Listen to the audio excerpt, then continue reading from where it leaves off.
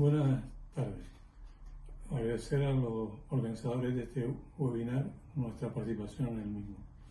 El empleo es un componente crítico en la recuperación de las personas con trastorno mental grave, como hace años ya comentó Drake.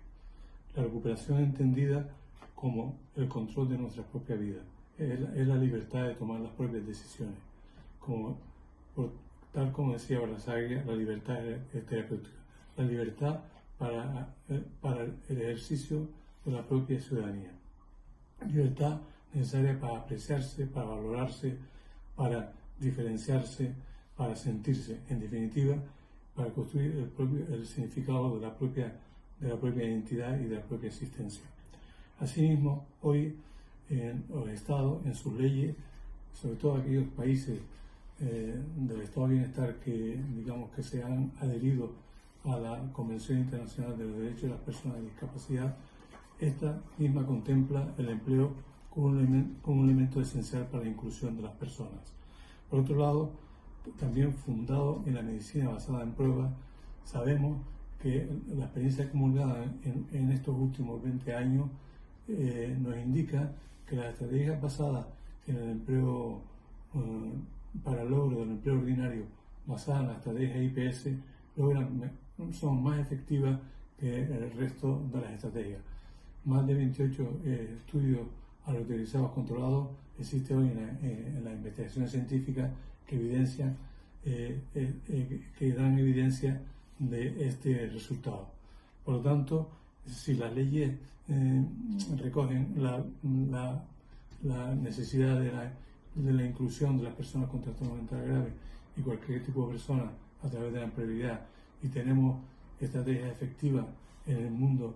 de la rehabilitación psiquiátrica y la recuperación, pues vemos que se hace necesario trabajar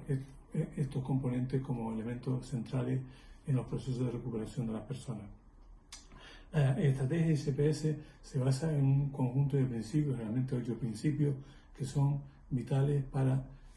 que la misma sea efectiva tal como fue diseñada originalmente. A nosotros nos parece que 3 elementos imprescindibles de estos principios, todos lo son, pero 3 elementos esenciales son la búsqueda rápida del empleo, el logro del empleo ordinario en contextos normalizados y, por último, la integración de los servicios de salud mental y los servicios de rehabilitación o de recuperación. Ahora bien, después de más de 20 años de experiencia acumulada con la estrategia IPS y que en Tenerife nosotros comenzamos en el año 2004, se han puesto también una serie de evidencias como que este tipo de estrategia logra insertar sobre el 60% de las personas con trastorno mental grave frente a otras estrategias de rehabilitación vocacional que su efectividad no llega a acumular estos porcentajes. Pero también se ha comprobado que muchas veces las personas con trastorno mental grave no permanecen todo el tiempo de sus contratos en el empleo. Y esto se ha relatado que esta no permanencia en el empleo se debe a numerosas circunstancias, entre ellas, la ausencia de desarrollo profesional, los déficits neurocognitivos, la importancia de los déficits cognitivos en estos procesos, también la ausencia de habilidades interpersonales, habilidades sociales suficientes, también la falta de incentivos o también el tema de la satisfacción con el propio empleo o el ajuste laboral con la propia empleabilidad. Nosotros sabemos que las personas con trastorno mental grave o aquellas personas que han vivido experiencias psicóticas graves padecen una serie de déficits funcionales en relación al área cognitiva, realmente relativos a la memoria declarativa verbal o la capacidad de aprender y recordar constantemente material verbal, la función ejecutiva o capacidad de iniciar, planificar y controlar y monitorizar la propia conducta,